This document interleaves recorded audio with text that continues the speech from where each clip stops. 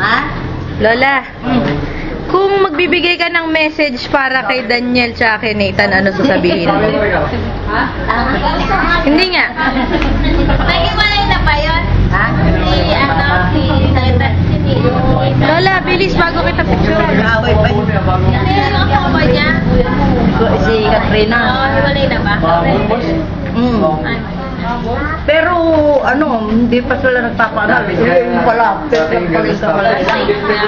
hindi pala. Bakit naman? Fake, di ba mahal niya naman? Pare, hindi pala talaga pare yung nag-anak, ay nagkasal. Sino ba nagpaano? Kasi ang Walang lisensya, Lola. Walang lisensya na expire. bakit daw fake? Pare? Bakit tama to?